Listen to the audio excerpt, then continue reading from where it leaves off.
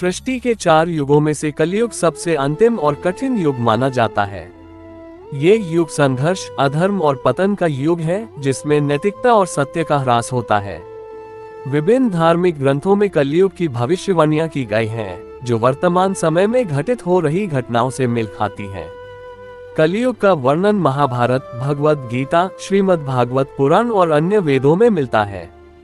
इन ग्रंथों में कहा गया है कि कलयुग का आरंभ भगवान श्री कृष्ण के पृथ्वी से प्रस्थान के बाद हुआ था।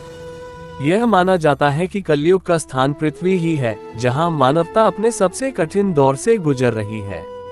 वर्तमान समय में कलयुग के लक्षण स्पष्ट रूप से दिखाई दे रहे हैं। समाज में धर्म और नैतिकता का ह्रास हो रहा है। लोग अपने स्वार्थ के लिए दूसरों का शोषण कर रहे हैं।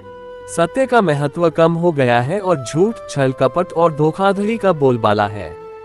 विश्व में युद्ध, आतंकवाद और हिंसा की घटनाएं बढ़ रही हैं। मनुष्यों के बीच भाईचारे और शांति की कमी है। प्राकृतिक आपदाएं जैसे भूकंप, बाढ़, सूखा आदि अधिक बार और अधिक तीव्रता से हो रही हैं। मनुष्य भौतिक सुख सुविधाओं की ओर अधिक आकर्षित हो रहे हैं, जिससे मानसिक शांति और संतोष की कमी हो रही है। कलयुग का विनाश। धार्मिक ग्रंथों के अनुसार कलयुग का विनाश अवश्यंभावी है। यह विनाश तब होगा जब अधर्म और अन्याय अपने चरम पर पहुंच जाएंगे। इस संबंध में कुछ प्रमुख भविष्यवाणियां इस प्रकार हैं। कल्कि अवतार। भगवान विष्णु कल्कि अवतार के रूप में प्रकट होंगे।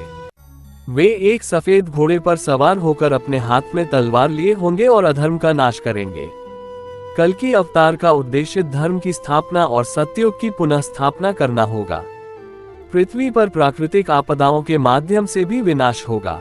जल, अग्नि, वायु और पृथ्वी के तत्व मिलकर मानवता को चेतावनी देंगे और पापियों का नाश करेंगे। एक समय ऐसा भी आएगा जब लोग अपनी गलतियों का एहसास करेंगे और पुनः धर्म की ओर लौटेंगे। ये जागरूकता और परिवर्तन ही कलयुग का अंत और सत्ययुग की शुरुआत होगी। कलयुग का विनाश निश्चित है, लेकिन यह मानवता के लिए एक नई शुरुआत का प्रतीक भी है। यह विनाश एक चेतावनी और अवसर है कि हम अपनी गलतियों से सीखें और धर्म, सत्य और नैतिकता के मार्ग पर लौटें। हमें इस समय का उपयोग आत्म सुधार और समाज में शांति और भाईचारे को बढ़ावा देने के लिए करना चाहिए। इस कहानी को सुनाने का उद्देश्य है कि हम सभी जागरूक हों और अपनी जिम्मेदारियों को समझें। कलयुग का अंत हमारे हाथ में है और ये तभी संभव है जब हम सभी मिलकर धर्म और नैतिकता का पालन करें।